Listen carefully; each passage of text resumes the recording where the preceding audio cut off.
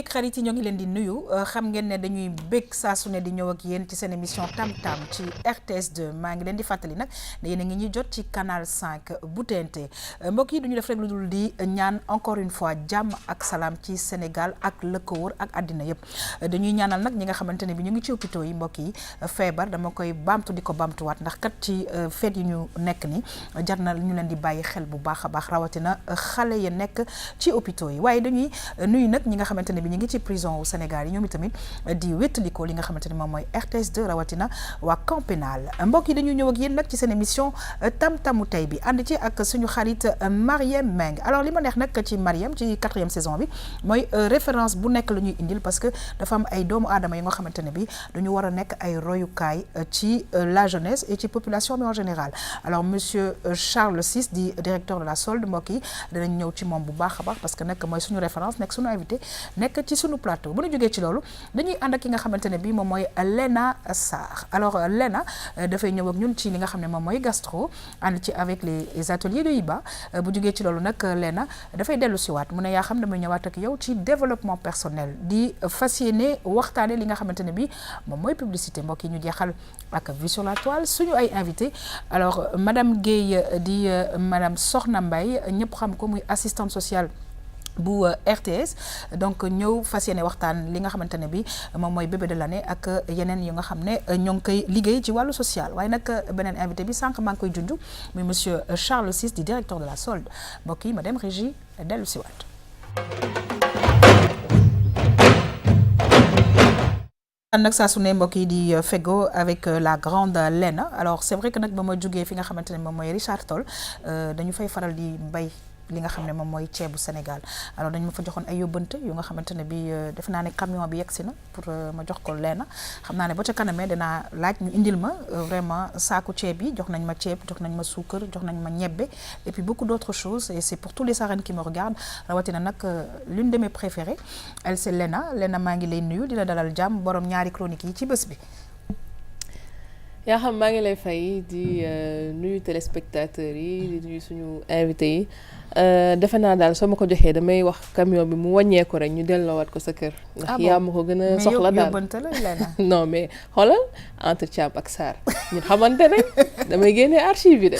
en tout cas mbokk yi dañuy kontaan xam ngeen ne nag Sénégal loolu tam dafa bokk ci ñun muy mbirum kal kon nag nañuy ñaanalante jàmm ak salaam bu ko defee ku ñaanal sa morom rek wax nañ ne dalay dal en tout cas Lena c'est un plaisir à chaque fois de t'avoir sur le plateau nga ñëw ak ñun ci wàllu publicité ci développement personnel tey. exactement parce que xam nga développement personnel bokk na ci nga xam ne moom mooy entrepreneuriat loolu daf ciy bokk tamit keroog waxtaanee nañ li nga xam ne moom mooy naka ngay defaree sa marque bu ñu demee ba defar nag marque yi faw ñu def li nga xam ne moom mooy publicité loolu waral nag ñu def tey continuité boobu pour ñi nga xam ne nii jël nañ suñuy conseil la dernière fois ñu indil la yeneen conseil ci wàllu pub. ñu ngi lay gërëm di la sant bu baax a baax dinañ la retrouver dans quelques instants waaye dañuy kontaan mbokk yi saa su ne di feggoo ak Mariem Meng alors Mariem maa ngi koy wax sànq ci 4e saison bi defe naa ne yaa ngi dugg ci secteur bu ne li ñuy indil ay références parce que dama koy faral di wax aussi Sénégal fi mu toll danoo soxla ay références ñu mun a roy ci ñoom bu baax a baax tey ngeen ñu monsieur Charles VI muy directeur de la solde ñi ngi lay nuyu di la dalal jàmm c'est toujours un plaisir énorme de te recevoir. yaa xam le plaisir est toujours énorme mbégte la ñuy am saa su ne tamit di feggoog yéen ñëpp tey dañu suñu référence Charles VI la moom mooy directeur solde ndax yaa xam dëgg la ñuy jéggaani di wuti leneen ak leneen mais suñu administration sénégalaise tamit am na ñi nga xam ne ñu ngi ciy def ay liggéey yu am solo looloo tax tey ñu dugg foofu jël ki nga xam ne moom mooy Charles VI di directeur de la solde. alors c'est bien parce que nit ñi dañuy dégg rek directeur de la solde am na ñoo xam ne xëy na dañu ko faral di gis ci façon émission yi en tout cas c'est un plaisir de le recevoir dans quelques instants waaye dañuy jiital nag parce que galanterie oblige ci madame Guèye Soxna Mbaye nekk assistante sociale fii ci RTS soxna ñi ngi lay nuyu di la dalal jàmm c'est un plaisir en tout cas pour ñun di la recevoir ci émission Tam Tam nga fas yéene waxtaan ak ñun dans quelques instants lu am solo lu nga xam ne RTS daf ko tëral depuis des années muy le bébé de l'année. yaa xam ñu ngi leen di fay di leen nuyu di nuyu ñi nekk ci plateau bi yëpp di remercier toute la RTS en passant par le directeur général les directeurs de service les agents ñu ngi nuyu ñëpp di yaakaar ne liñ fi nar a waxtaanee bu si kanamee dina indi quelque chose daal pour les agents de la RTS. très bien ñu ngi lay gërëm di la sant bu baax a baax waaye nag di dal tamit bu baax monsieur Charles Ciss sànq ñu ngi koy wax le directeur de la solde monsieur Ciss ñoo ngi lay nuyu di la dalal jàmm bu baax a baax ci plateau Tam Tam. ñoo xam maa ngi leen di leen fay di leen remercier aussi ci invitation bi. jërëjëf mbokk yi duñu def rek lu dul daal di xuus nag ànd ak Marième Meng dem xool lan la ñu indil ci monsieur Charles Ciss di directeur de la solde mbokk yi nu dellu si waat.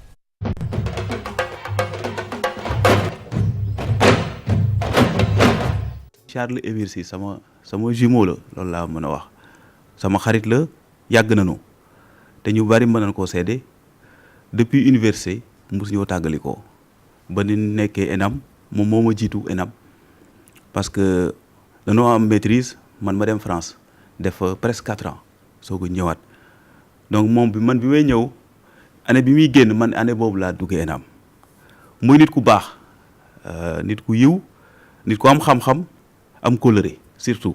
Charles dafa gëm li muy def li ñu naan bu màttee tànk dagul du bàyyi te quelqu'un boo xam ne ci liggéeyam il était très ouvert man loolu moom gën a séduire bu entamé benn liggéey di ko def bu defee ba quelque temps il demande l'avis des gens ku mu yaakaar ni mën nga ko apporter dala moom day dem day ñëw ci yow. je me rappelle yàlla na yàlla yërëm ko dem si yàlla Lamine Gueye suñu benn collègue boo xam gaañu na ndeysaan ku yàlla mayoon ci finance publique mais Charles da ko fan woon parce que li mu yore xam-xam bi mu yore daf ci sàkku xeebul kenn ku mu gisaan nga am xam-xam. Charles surtout nit koo xam si la soxorul te xam nga loolu dafa c'est très important ci ay nit ñu ànd bu ngeen àndee te yenn sentiment humain yoo xam ne si yàlla musal leen ci rek loolu sant yàlla la te loolu nekkul ci moom. te loolu je pense c'est le plus important chez l'individu mooy ki ngay àndal mu bañ a seetlu yenn yi des fois di la comprendre bañ la teg bët parce que loolu mooy tas ànd souvent yooyu nekkul ci moom te nit ku spontané la waxu démbam ak jëfu tayam ñoo yem. maa ngi wax ci lu jëm ci yéwénam parce que il est généreux parce que générosité du alal mais da ngay gis. Charles bu nit ñëwee soxla dara ci moom mu jaral ko mu arrêté li mu doon def yëpp nekk sa disposition ba nga pare ba mu satisfaire la nga door a dem Charles mosuñu ko dégg waxul ak nit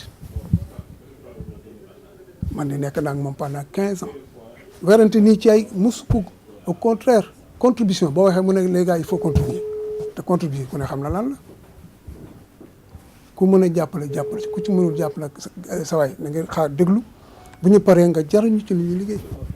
li ma gën a marqué je me rappelle sama xarit la ba en 1998 concours de plaidoirie boo deuxième année laa nekkoon ma jéngu ni damay bokk c'était pas évident yàlla def ma jël le premier prix Charles bi may préparé dafa nekkoon ak man. jour bi ñuy def présentation yi il était avec moi bi ma joxee premier prix bi moom moo ko téye ànd ak man ba sama sunu néeg moom moo téye prix bi ça m'a marqué.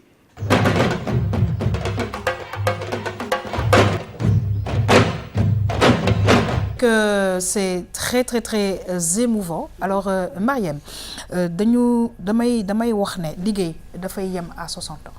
alors la ñu taamu ci doomu aadama dama defe ne jikko yi te jikko yi nga xamante ne bii moom nga am daf lay topp si ba sa fa ngay liggéey alors référence bi ñu indil tey dama ciy kontaan parce que dañu ne dafa gëm boppam déjà ponk boobu nekk na lu am solo waaye tamit xeebul kenn mooy de demander l'avis des autres je pense que quand on partage on arrive à donner mais aussi à beaucoup recevoir alors bu ñu jógee ci loolu ñu ne soxorul dafa naa nekk na ay mbir yu nga xamante ne bi dafay freiner doomu aadama yëg nit bi te defe naa yàlla dox na ko de ku yëg nit yàlla yëg la alors ñu ne du xuloo nekk na daal vraiment ay qualité yu nga xamante ne bi ñun waxuñu ko de ki nga xam ne nee na xaritam bu yàgg moo ko wax kon nag defe naa ne lu yàgg dëgg la ñuy kontaan ci référence bi ñu indil mbokk yi may fàttali muy monsieur Charles Ciss di directeur de la solde. dëgg la yaa xam jukko yi nga wax yëpp mi ngi ci moom te ay jukko la yoo xam ne ñi nga xam ne ñoo ko xam ñoo ko séddal parce que ñun aussi ni mu ñu accueillir rek dafay wane loolu c'était pas évident xatoon na trop mais def nañu comme diw moom moo leen boole ak man donc man damay wax ak yéen donc loolu aussi dafa bokk ci jukko yi nga xam ne mooy accessibilité bi nga xam ne moom la ñuy wax Charles VI bi nga xam ne tey moom la ñuy waxtaanee yaa xam moom jaar na fi nga xam ne moom mooy ENA foofu la génnee bi mu génnee ENA liggéey na foofu ca ministère de l'intérieur nag mi ngi fa nekk chef division des études et de la réforme au ministère de l'intérieur bu jógee foofu tamit nekkoon na ministère des finances foofu mu jaar chef division aussi recette loi règlement et établissement la fa nekk tamit en plus de ça jaar na fi nga xam ne moom mooy benn projet bi mu ngi tudd CEGIF foofu expert la fa ci banque mondiale liggéey na aussi fi nga xam ne moom la ñuy wax direction de l'informatique foofu tamit def na fa ay jéego yi nga xam ne rafetlu nañ ko lool tey looloo waral ñu indi ko tey di waxtaan ak moom ci jaar-jaaram nekk na tamit professeur foofu sa ENA nekk tam professeur ci université Cheikh Anta Diop ci wàllum finance kon foog naa ni loolu rek doy na ñu ne nit ki royukaay la ci jaar-jaaram ak référence tey ñu dellu si di ko laaj moom mi nga xam ne moom mooy Charles VI jaar-jaaram foofu ci li nga xam ne moom mooy ministère de l'intérieur lan la fa doon def ak lan la fa def loo xam ne tey mën nañ ko jàpp tey ba di ci waxtaane waat waaw Ndeye Marème ma lay gërëm les remercier di rafetlu aussi kàddu yi en fait ministère intérieur mu daane foofu la démarré sama carrière. J'étais chef de la division des études de la réforme de la direction de la décentralisation maanaam sama rôle dama doon jàppale suñu directeur ak ministre de l'intérieur de l'époque ci wàllum n'est-ce pas avancement décentralisation. D'accord. Mais si xool nan la ñuy sukkandiku en fait la réforme de la décentralisation ñu nekkoon ci liggéey ci assises décentralisation yi préparé ko jox terme de référence yi ki nga xam ne moo ko yelloo di kilifa di ministre bi ba ñu mën a préparer tenir en fait les assises de la décentralisation looloo nekkoon sama rôle ci wàllu di former it les élus locaux ci wàllu finance locale wàllu gestion des ressources naturelles au niveau local ak lépp loo xam ne dafa nekk ci wàllu texte yi nga xam ne mooy régir la décentralisation au Sénégal. Alors ce qui est important lu mu wax parce que bu ñu nee ministère de l'intérieur automatiquement il y a beaucoup de gens qui pensent que ay ñu sol tenue ak ay policiers alors que ministère de l'intérieur am na organisation bu nga xamante ne bi nekk na leneen lu nga xam ne du sol tenue rek. waaw loolu dëgg la effectivement bu ñu nee ministère dañuy xalaat policier sapeur pompier ndaxte ministère boobu mooy seen ministère de rattachement waaye moi je suis administrateur civil te administrateur civil aussi ministère de l'intérieur bari na ñu fa nekk ñëpp ñi nga xam ne dañuy nekk ci wàllu administration territoriale ministre de l'intérieur mooy seen kilifa mooy seen ministère de rattachement donc di leen xamal ne aussi booy administrateur civil mën ngaa liggéey fu nekk sa rattachement c'est le premier ministre et le président de la République ñoom ngay assister ci seen politique bi nga xam ne dañ koy mettre en œuvre moo tax fu ñu la yónni rek da nga fay mën a liggéey. Très bien. yaa xam leeral boobu am na solo parce que tamit suñu administration bi fii ñu bëri dañuy foog ne benn rôle rek la ñu am déjà tey moom bu ñuy wax actuellement nii il est le directeur de la solde mais directeur de la solde bu ñu ko waxee ñu bëri lu ñuy xalaat yaa xam que ni fay salaire yi rek la que ni dañuy fay bulletin de salaire yeeg yooyu lépp moo fa nekk alors que monsieur Ciss xam naa ni di ñu dellusiwaat wax ñu à part li nga xam ne mooy wàllum fay salaire lan la ñuy liggéey foofu sa direction de la solde. waaw direction de la solde li ñu fay liggéey bari na mën nañ ci citer rek. ci gën a essentiel wàllum négociation ak les syndicats. D'accord. tey bépp syndicat boo xam ne da nga sosu ci état booy en fait ñaxtu wala poser say points de revendication direction solde dafay toog ak yeneen naataangoom pour négocier ak yow. xool ndax li ngay laaj ndax en tout cas mën na ko satisfaire ci en tenant compte la capacité des finances publiques. di leen xamal nit direction solde aussi ci wàllu protection sociale bi nga xam ne moom la état di jagleel agent bi. direction solde ci jouer rôle bu mag parce que képp ku war a faju nekk ci état direction solde moo lay accueillir wutal la imputation budgétaire nga mën a dem ci clinique wala ci hôpital bi nga xam ne fa nga bëgg a fajoo bu paree it facture bi hôpital wala clinique delloo si ñu ko ñu daal di koy calculer liquider ko daal di koy yóbbu trésor pour ñu fay en fait facture boobu. Très bien alors nga baal ma monsieur Ciss damay ñëw ci madame Guèye Soxna Mbaye alors gis nga li nga xamante ne bi expliqué na ko muy daal lëkkaloo bu nga xamante ne bi yéen tamit xam naa dañ koy ngeen koy faral di am ak direction de la solde. Bien sûr parce que au niveau de la RTS ñun am nañu benn structure boo xamante ni mu ngi rattaché wu à la direction des ressources humaines dafay gérer que les salaires et les pensions donc ñoom vraiment dañuy liggéey en parfaite collaboration et en parfaite harmonie ak waa direction de la solde rien que pour satisfaire agents yi ñu mën a jot seeni salaire à temps du bañ a am benn problème du am ay rëq-rëq du am dara pour ñuy dem congé ñuy reprendre congé de maternité yeeg yooyu yëpp vraiment ñoom ñu ngi ci travailler en toute synergie. Très bien Mariam. waaw yaa xam bu ñu jógee foofu aussi dañ monsieur Charles Ciss jaar na fi nga xam ne tamit même avant loolu sax direction de la solde boobu moom yan jéego la fa def. parce que bi ñu taxawee doon jël yenn témoignages yi wax nañ ñu ne am na jéego yu rëy yoo xam ne def na ko foofu. D'accord jéego yooyu yan la aussi. avant ñuy dem. waaw jéego yi mun naa ne du man sax avec ma propre personne ñoo ko def mais ci orientation yi autorité rek ak seen ndigal. la ñu defee jéego yooyu. suñu collaborateurs yi nag nga xam ne toll nañ ci 125 jàppaleñ ci bu baax a baax. mun nañu ci citer wàllu en fait acte enseignant yi dañ lay dégg souvent ñu naan acte yi am na yu ñu fayul am na yu tardé ak yooyu. li ñu njëkk a def mooy daal di évaluer acte yooyu évaluer ku ci nekk lan la ñu war a fay. Commencé ko nag di ko fay depuis avril 2017 du ma si yokk fayam parce que daan nañu fay sax mais peut-être demewuloon noonu.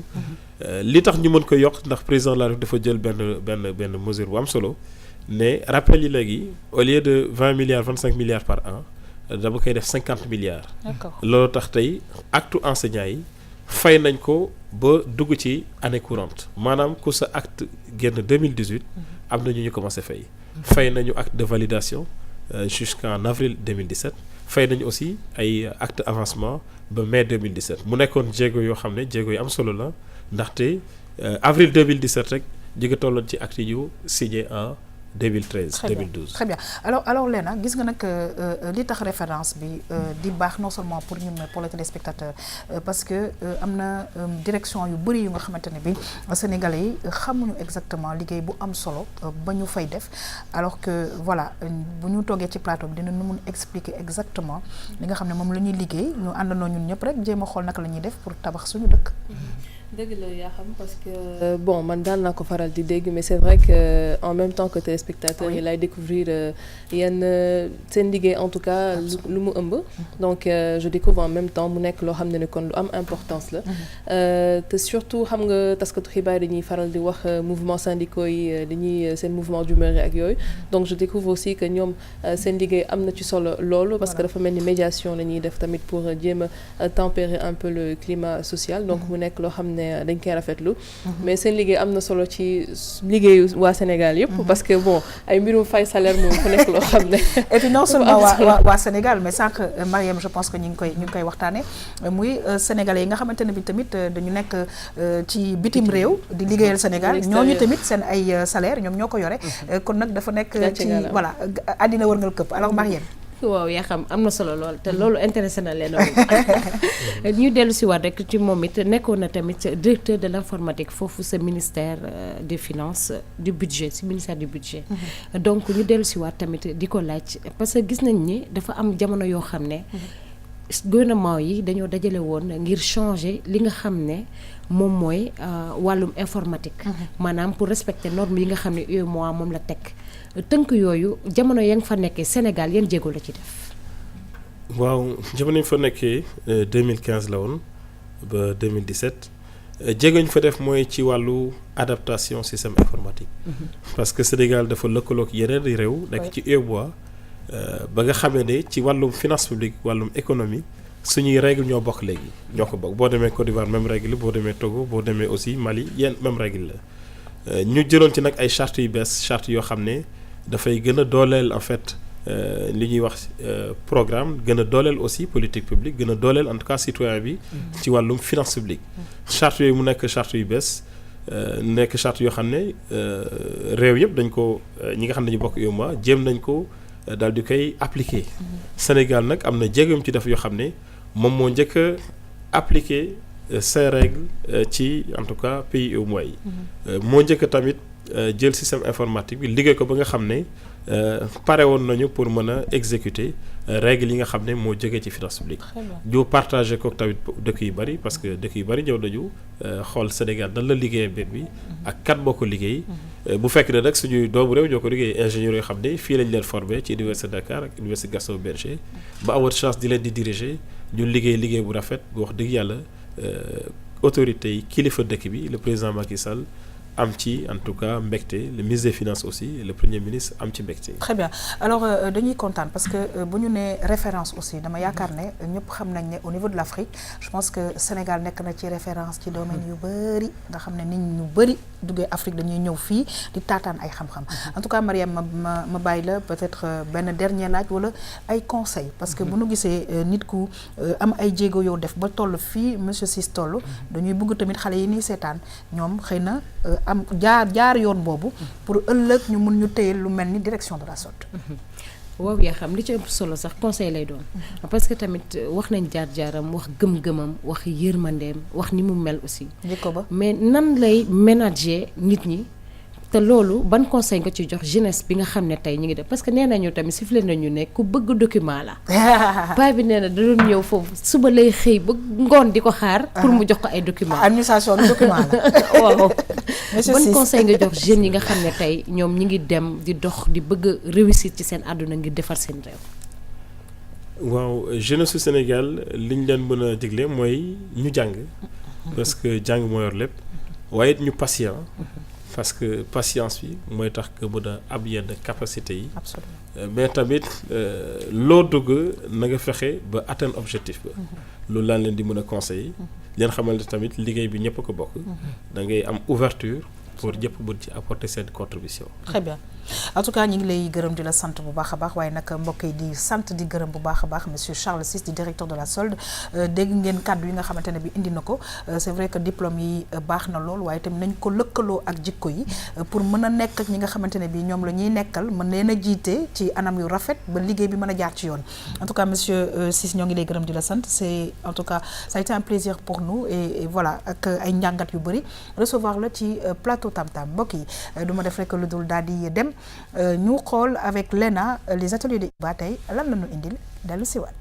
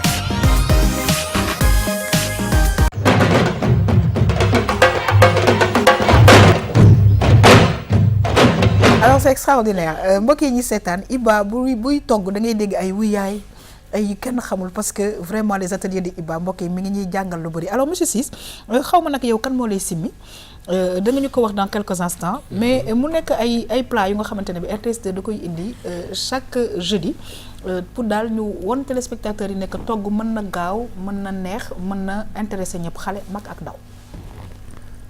waaw effectivement togg dafa nekk loo xam ne ci société bi ci famille dafa nekk lu am solo. moo tax buñ ko defee ci ay anam yu rafet. ay anam yoo xam ne dafa respecter charte alimentaire. dafay nekk aussi lu ñuy saluer. dëgg la. man nag yaakaar naa tukulóor ak joolaa yi laay semmi. kenn du ma semmi. benn tukulóor a ngi nii. d'accord est-ce que di nga faral di xawal laal tuuti cuisine taquiner ko tuuti. waa cuisine peut-être quand j'étais plus jeune. d'accord daan naa ci jàppale. waaw. la maman la maman oui. ok oui parce que ça me passionné. d'accord di jàppale ko ci liggéeyam boobu. ok waaye tey wax dëgg yàlla. damay xaw a manqué jot pour def ko ndax liggéey bi. non seulement loolu monsieur Ciss waaye dañuy wax naan dëgg sénégalais bu xëy na buy jàng école ak yooyu moom dana xaw a laal tuuti cuisine mais une fois marié et voilà c'est le grand monsieur et de toute façon noonu la ñu yore anyway. j'ai compris li nga bëgg a def pour dugal ma ci rubrique bi mais du ma ci wax. lu tax. mooy li ma la waxoon rek. tant que teguwul fii man du ma waxati ci gastro. waaw mais xam nga bët tamit day xoolal li nu mu rafetee bët bi duuf na yàgg na. duufal naa ko bu yàgg. da nga bëgg ñam. waaw jàpp naa la yow Sarr nga sant. alors Marième alors un mot par rapport ak Iba les ateliers de Iba je rappelle que da ngeen koy mun gis sur YouTube mais aussi le samedi matin Iba est avec nous dans l'émission Tam Tam en direct. en tout cas daal yaa xam rafet na trop. waaw lenn tey yuuxuwul de mais ana moo yuux. waaw ak soxna gis nga affaire yi mu si def fromage yi. non moom di rappeler fromage bi di rappeler kii charcuterie bi vraiment macha allah. tey moom Iba moom ku ko di suivre yaakaar naa du jarati sax ngay dem fast food di commander dara. da ngay toog sa kër rek di defar. pour le bien-être de ta famille. absolument di gâter sa jëkkër ak say doom ak sa ay xarit say dëkkandoo ak ñi la seet si. yaakaar naa rubrique yu mel ni bu baax la daal parce que daf lay wan di la éduquer di la jàngalaale en même temps. absolument waaw vraiment on t'invite le samedi matin parce que ñun dañuy def live en direct. après il y a une séquence mos. ici à d'accord y a pas de souci. très bien alors mbokk yi dañuy kontaan ci suñu xarit Iba di ko remercier bu baax a baax di fàttali encore une fois les ateliers de Iba sur YouTube alors dañuy recevoir bu baax a baax madame Guèye muy Soxna Mbaye assistante sociale bu RTS tey nga ñëw ak ñun tout d'abord ci li nga xamante ne moom mooy le bébé de l'année nga xam ne RTS sos na ko yàgg na muy événement bu nga xamante ne bi dañuy vraiment couvrir de cadeaux dame bi nga xamante ne bi moom la doomam njëkk juddu ci 2019 incha allah chaque année. voilà yaa xam bon li tax ñu ñëw tey émission bi. c'était pour juste wax par rapport à l'événement bi ñuy def mooy ñuy ko célébrer la naissance de l'enfant. ñun dañ koy def fii Sénégal ku juddu ñu ngénte la. mais ñun dañ koy njëkk a def balaa kenn di ko def. donc ñun ça fait des années que la RTS bu koy def. mais que cette année innovation bi ci am mooy que ni on a travaillé de concert avec le ministère de la santé. d'accord donc ñun dañu nekk. en apport avec le ministère de la santé bëgg a xeexaale taux de mortalité bi chez les femmes et taux de morbidité bi aussi chez les enfants donc ñun loolu moo taxoon tey jii nii ministère de la santé ak direction générale d'accord ci nga xamante ne bi ñuy tànn parrain comme on est en année sociale ñu xool quelqu'un boo xamante ne il a vraiment beaucoup investi dans le social et notamment dans le domaine médical ku mel ni que Gorgui Sy Dieng donc ñun comme on va vers des échéances électorales aussi xam nga RTS télé ñëpp la ndeyu ñëpp la donc on ne voudrait pas aussi inviter fii ay acteurs politiques mu nekk genre pré-campagne et tout donc on a voulu vraiment ñu inviter ki nga xamante ni ku mel ni Gorgui Sy Dieng nga xam kenn xam nañ que ni basketteur international la NBA la nekk mais moom mu ngi investir dans le social de manière très neutre ba nga xamante ni mu ngi jàppale nit ñi te vraiment fësul ci fenn daal. très bien alors di fàttali na téléspectateurs yi nekk le bébé de l'année déjà nit ñi am nañ téléphone bu nga xamante ne bi mën nañ ci woote surtout hôpitaux yi ñoom xam nañ sax naka la mbir mi di demee comme parrain bi ma baamtuwaat Gorgui Sy Dieng waaye nag du ñàkk ay partenaires ak ay bonne volonté yi nga xamante ne bi dañu ciy jàpp ñoom itamit di indi ay cadeaux non seulement pour le bébé mais aussi pour la maman. waaw hôpitaux yi ñoom moom xam nañ ko parce que à chaque fois que à partir de minuit rek bu commencé rek da ngay gis appels yi de partout pour ñu mën a choisir site bi ñu mën a déplacer wu pour dem xool yi ne bébé bi fa la war a juddoo. léegi li ñuy def rek mooy lancer un appel aux partenaires aux sponsors yi nga xamante ni yàgg nañ di jàppale la RTS. ñi nga xamante ni vraiment chaque année dañuy ñëw de manière très désintéressée ñëw indi seen i ay cadeaux ñu ànd ak ñun ñu dem célébrer la naissance de cet enfant là que mu nekk une fille ou un garçon. bon ñun liñ ci importé mooy mu nekk rek citoyen sénégalais nga xam te ni juddu na il a le droit à être né vraiment célébré dañ ko vraiment mu nekk quelque chose boo xam dañ koy débuter toujours l'année nouvelle. Très bien alors kon nag mbokk yi bi le bébé de l'année si RTS xam ngeen ne chaque année dañu koy def alors ma bàyyi la nga lancer un dernier message ba pare ñëw très rapidement si réalisation sociale. voilà léegi message bi ñu doon lancer rek xam moom laay waxaat rek di wax les structures hospitalières yi nga xamante ne ñu ngi ci Sénégal téléphone yaa ngi noonu sur la bande annonce. ñoom ñëpp gis nañ ko ñoom ñëpp jël nañ ko. defuñu ségrégation jàppuñu kii jëluñu kii choisir ñu kenn ki ñuy choisir mooy ki nga xamante ni bébé bi juddu na à minuit 000 mu opportunité njëkk a woote et qui mu répondre aux critères yi ñu teg critères yi ñu tegoon mooy que ni on avait dit que mu nekk benn structure de médicale parce que tamit li ma la waxoon rek moom laay waxaat bëgg nañu xeex mortalité maternelle. Donc on n'accepte pas que les femmes di judd dans des structures yoo xamante ni accoucher dans des structures yoo xamante ni que mu nekk une femme boo xamante ni aussi def na ay vaccin def na suivi médical am et tout. y a tout ça. Voilà que mu nekk aussi un bébé boo xamante ni vraiment bu mu juddoo sage-femme bi accueillir na ko xool na ko def na li wax ci moom. Donc yoon ñooyu suñ jotee toujours la structure au bout du fil dañuy wax ak ñoom laajte leen. ñu leen passé nous la sage-femme qui a accouché la dame. Très bien. bu ñu ko passé on a le temps de vérifier tout ça. Si c'est OK, bon, on donne l'info. Alors, on rappelle que ça se passe en direct sur la RTS. Ça se passe en direct sur la RTS. Très bien. Voilà. Alors, réalisation... Et au niveau des régions aussi. OK. Au niveau des régions, on a innové parce qu'on voudrait qu'au niveau des régions, qu'on ait un relais. Parce que le premier bébé de Dakar, peut-être que maintenant représenter tous les bébés qui sont nés à 0 heure, mais on voudrait que aussi nous def tache d'huile. Que dans toutes les régions, comme on a des stations régionales et tout, ils vont prendre le relais. Donc on est en train d'organiser avec ñom lolu. Donc ñom ñu ngi à leur niveau, amna ñu am parrain ba paré, amna ñoo xam ñu ngi def sen procédure ba paré.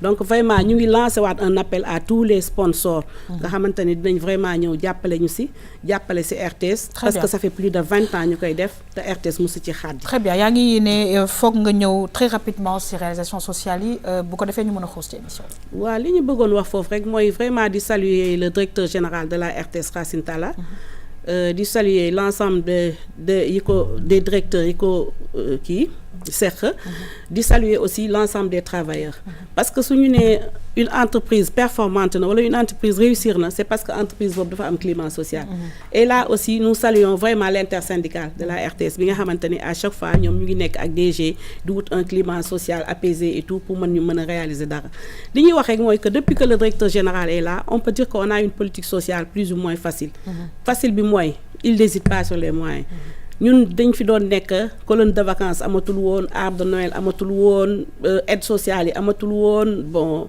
makka bi tamit mooy loolu mais mais depuis mu ñëw ba léegi on a vu vraiment que les agents sont plus ou moins épanouis et que lu ci jot rek échéance bu amee rek sans mu xool quoi que ce soit dañ koy def réaliser ko au bonheur des agents de la RTS. En tout cas ñi ngi lay gërëm di la sant bu baax a baax mbokk yi di gërëm encore une fois monsieur Racine Talla di directeur général de la RTS ci li nga xamante ne mu ngi koy jàppale agent yi en tout cas ñi ngi remercier madame Guèye Sokhna Mbaye di assistante sociale bu RTS. Ne ratez pas le bébé de l'année en direct sur la RTS 1 mbokk yi ñi ngi koy gërëm di ko sant waaye nag di xuus ci émission bi ñëw ak yéen ci développement personnel ñu dem xool lan lañu Lena Sarr indil ci loolu recevoir invité.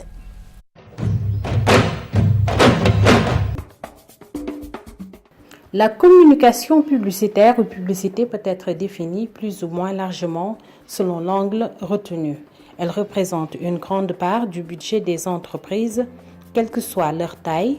La publicité est une forme de communication de masse dont le but est de fixer l'attention d'une cible visée afin de l'inciter à adopter un comportement souhaité. Elle désigne l'ensemble des actions mises en œuvre par une entreprise artisanale, commerciale ou industrielle pour se faire connaître et communiquer sur ses produits ou prestations afin d'en promouvoir la vente. Le but suggéré étant d'inciter à la consommation et d'influencer le choix du public ou des clients. L'objet consommable peut être matériel, un bien, un produit immatériel, un service, un événement ou même institutionnel.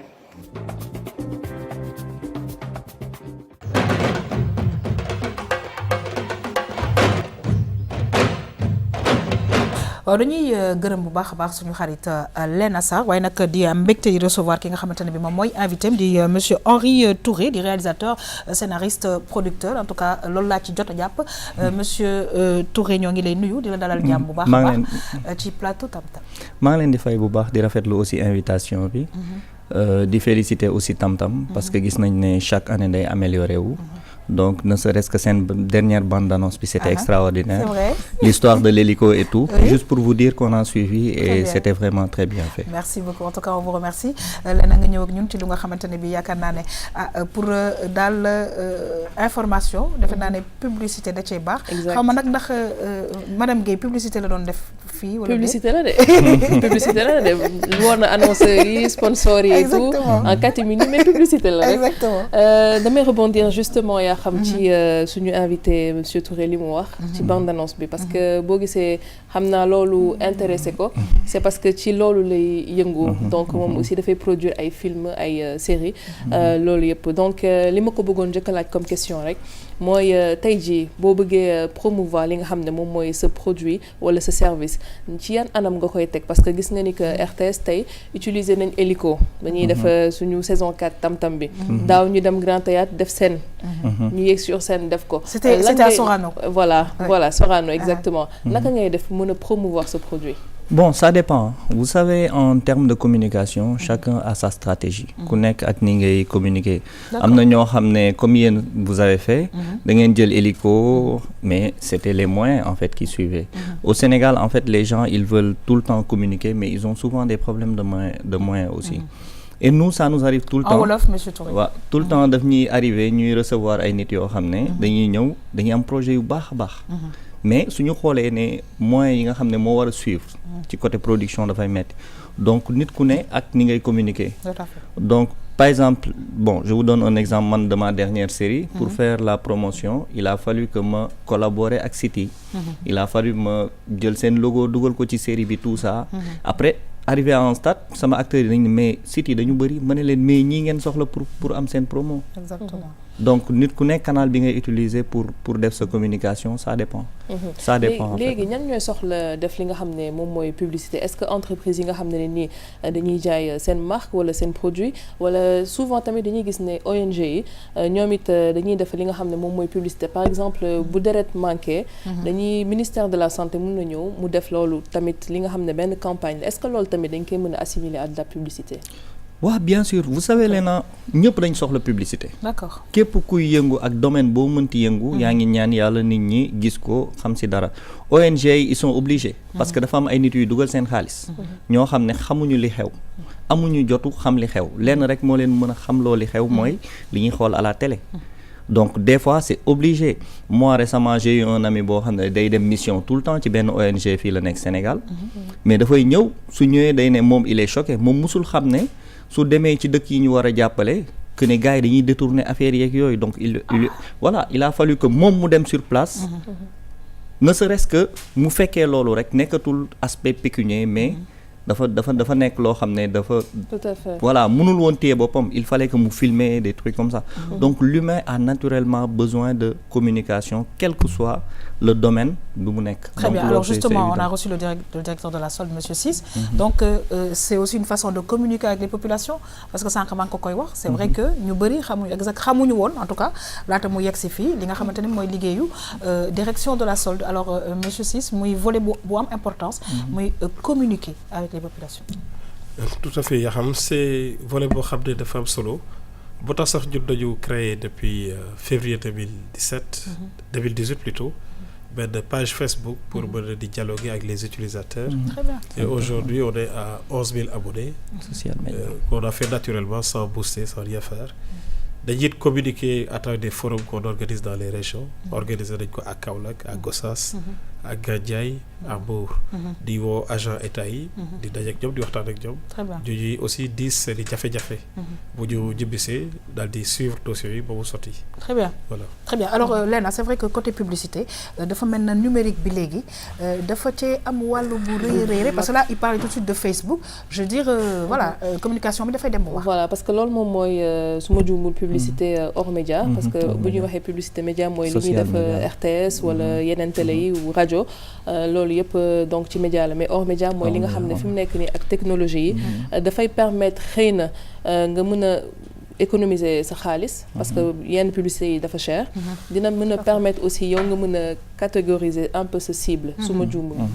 Bon vous savez Léna dans le passé xam nga tout le temps comme li nga wax léegi il y a le plan média et le plan hors média. Oui. Souvent dans le passé hors média yi dañu doon def affiche faut tourner gis ne telle personne sort un nouveau truc un nouveau produit da nga ko doon gis un peu partout mais gis nga àdduna dafay dox xam nga il y a 20 ans xalaatuñu woon suñu fàttalikoo Coupe d'Afrique 2002 téléphone yi génnoon touche yëpp takkaloo woon mais ku ko amoon da ngay kontaan xam nga donc c'est la technologie qui évolue. Absolument. Donc tey à l'heure où vont les choses dañu dem ba ci biir on s'est rendu que le net a un pouvoir que la télé n'a pas. Tout à fait. Et ça c'est vrai. Tout à fait. C'est-à-dire même ceux qui ont créé le net aujourd'hui ils se retrouvent devant certains problèmes. Oui. Alors xam nga donc récemment on l'a vu avec celui qui a créé Facebook gars yi woo ko ne ko pourquoi ngeen di dugg ci info personnelle u nit ñi mënu ko contrôler. D'accord. kenn mënu ko donc le net est devenu essentiel essentiel je dirais même ci côté communication c'est incontournable. D'accord man li ma bëggoon poser question mu nekk loo xam ne dafa ma ñor vraiment te dafa nekk loo xam ne dama koy dégg aussi mooy Sénégal la façon de faire la publicité yéen ci ngeen di yëngu dafa mel ni pour nga xamale sa produit way ak fecc la ñuy def ci biir publicité bi te pourtant am na yeneen moyen yoo xam ne ni nit ki dina ko mën a retenir mais lan moo tax ngeen di utiliser moyens yooyu way ak fecc kese. waaw bon vous savez le problème bon je dirais même il y a deux problèmes parce que pour commencer avant de parler de communication da nga war a xam luy communication ça c'est un. Oui. am na ñoo xam ne il voit que le truc marche ñu dem jël seen xaalis dugal ko si donc kooku mënul xam lan mooy enjeu communication tey ni nga toogee télé nii di wax c'est parce que sujet bi ngay wax da nga ko xam. est-ce que vous me comprenez. Donc su fekkee yow xamoo sujet boobu mënoo ko wax léegi nag souvent aussi derrière ceux qui sont dans les entreprises dañuy ñëw ñu ne la par exemple yow yaay gérer aspect marketing bi nga ne tel produit laa bëgg a lancer nga ñëw fekk suñu structure nga ñëw gis ñu nga ne ñu ne dañu bëgg communication ñun ñu defal la script defal na storyboard tout nga ne mais est-ce que suñu jëloon tel artiste mu woy mbalax ko nii comme que woy bi dafa bees est-ce que du neex. Et vous suivez donc des fois on suit. Ok. Parce que aussi nit ku ne sooy liggéey am na xaalis yoo xam ne suñu la ko proposé bon je suis désolé foog nga def ko mais des fois aussi ñun ñoo war a en fait tey jàngal gars yi ne leen communication du fecc ak way.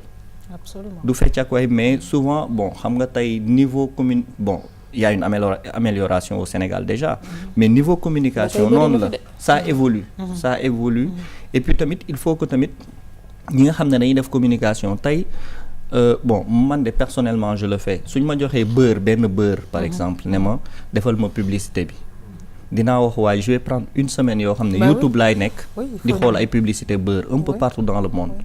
Et adapté aussi à notre culture. Voilà. Évidemment. Donc loolu la léegi nag culture boobu noonu moom la leen a doon wax souvent les gens culture bi dañu yaakaar ne tëgg bi la mais culture bi du way loolu bi quand je parle de culture c'est adapté loolu lañu à lu nga xamante ne bi Sénégalais yi ñoom yëg-yëg bu ñuy am. Alors monsieur Sy c'est vrai que dans ce genre de cas là li may déplorer man c'est le manque d'organisation bu nit ñi di am par rapport à ça parce que tout simplement du ñu jël le temps qu'il faut pour faire des études pour xool cible bi pour xool et cetera fan lañ koy diffuser yan parce que voilà il faut une étude au préalable.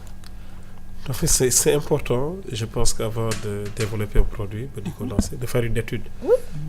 Nous avons lancé une page Facebook, c'était une forte demande, où les syndicats, les travailleurs voulaient de la transparence, voulaient avoir de l'information. Nous sommes en Kédougou, nous sommes en France, nous sommes en Fédéral. Nous avons des informations qui marchent solde. Il n'y a qu'une page Facebook qui nous permet de pouvoir développer ce genre de produit. Très bien. Léna, li ma bëggoon laajtewaat tamit parce que dañuy gis si yenn télé en tout cas balaa série bi di commencer parce que yow da ngay réaliser aussi ay film ak série balaa série bi di commencer dinañ am une demi-heure j'abuse hein, de publicité. Et des fois plus. Hein. Voilà. Je suis d'accord. Bon, je dis j'abuse parce que pour que ñu bañ tàkle la une demi-heure de publicité donc dañuy xam ne heure bi nit ñëpp a ngi xaar loolu ñu teg publicité boobu parce que certainement dañuy sponsoriser li nga xam ne moom mooy série yi mais est-ce que tey jii médias yi ak li nga xam ne ñoom ñooy série yi parce que mi ngi commencé am envergure au Sénégal mën nañu dund sans publicité boobu. Bon, je ne pense pas.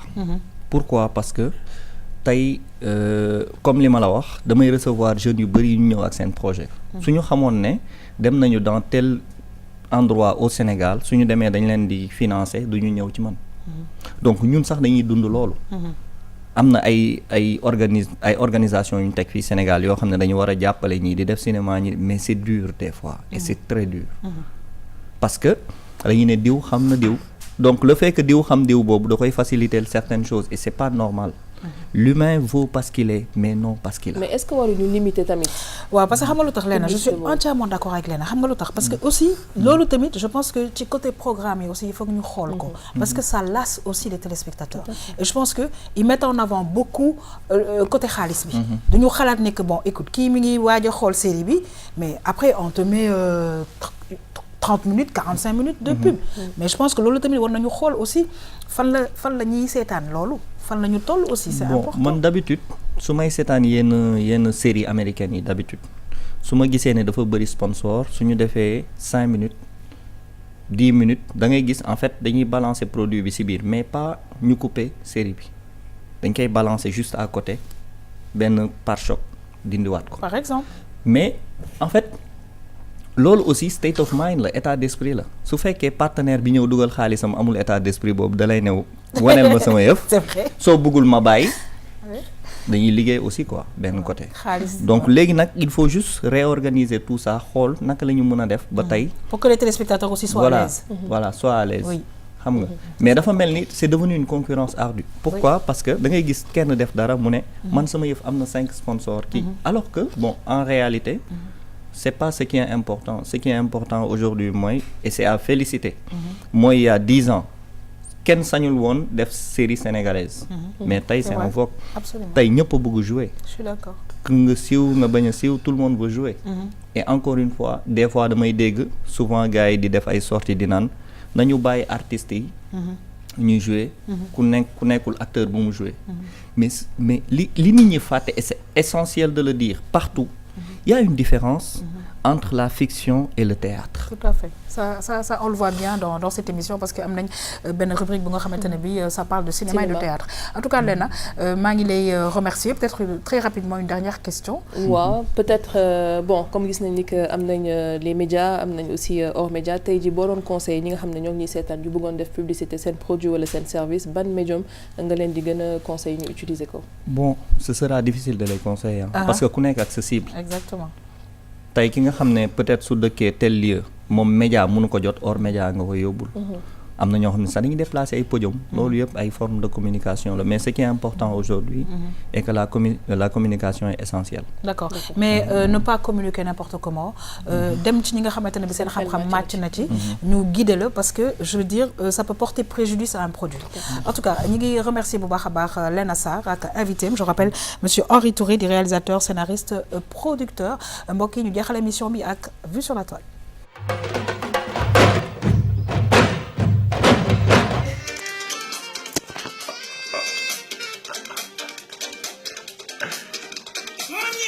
Mày nhận lâu đừng để lộ trên lệch kỳ lúa mà hi nhân cái là hi là trên miền đất mình là cha đừng còn xin mình cha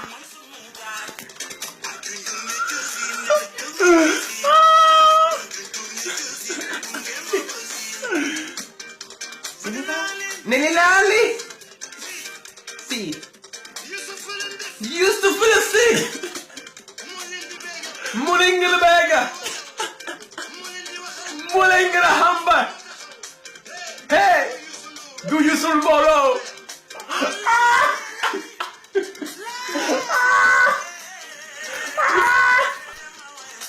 Allah Astana halaha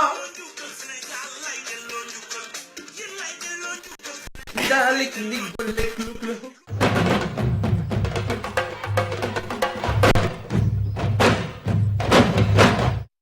moo doon sunu vue sur la toile mais laaj monsieur Henri Touré lan nga gis ci vue sur la toile bi. waaw bon lii communication la parce que su fekkoon par exemple moom en arrière-plan. dafa am turu markam wala dara. waaw nit ñi dinañu seetaan vidéo bi si ko seetaan ba arrivé à un stade. dañuy bàyyi vidéo bi di xool lan moo wër vidéo bi. très bien mais mi ngi communiquer Youssou Ndour sans le savoir aussi. ouais bon Youssou Ndour amatul communication. bu ñuy mais quand même donc, c'est-à-dire au niveau où il est peut-être ou dans le pays où il est. Je veux dire c'est pas plus mal. ouais bon man je me souviens bu ma demee pour la première fois à Paris ma tourné gis ay endroits yoo xam ne damay gis affiche am man j'étais choqué. Ah bon? Parce que man xalaatuma woon ne Youssou Ndour voilà donc star planétaire la mais c'est xalaatuma woon ne loolu dinaa c'est ko notre gis. Youssou Ndour Donc, international loolu ñoo ngi koy nuyu d'ailleurs en tout cas di la gërëm di la sant bu baax a baax voilà di la souhaiter plein succès ci lépp lu nga xam ne yaa ngi koy def ñuy laajte monsieur Ciss lan nga gis ci vue sur la toile bi. Aujourd'hui sur la toile il y a beaucoup de formes de communication que comme ni ñu ko gisee il communique à sa manière.